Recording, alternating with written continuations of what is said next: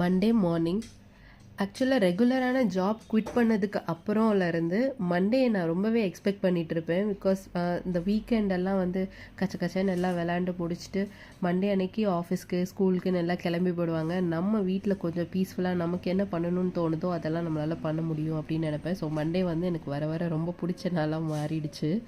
சிக்பேட் போயிருக்கப்போ தான் இந்த ஃப்ளவர்ஸ் எல்லாம் வாங்கிட்டு வந்தேன், ஆர்டிஃபிஷியல் ஃப்ளவர். ஸோ இதில் உள்ள பெட்டல்ஸ் தான் எனக்கு தேவைப்படும். ரெயின்போ பேர்டில் வந்து ஒரு மல்டி கலரில் ஒரு கிட்டத்தட்ட ஒரு 1000 ஃப்ளவர்ஸ் வச்ச மாதிரி ஒரு ட்ரெஸ் ஒன்று இருக்குது, அதை பண்ணுறதுக்கு தான்.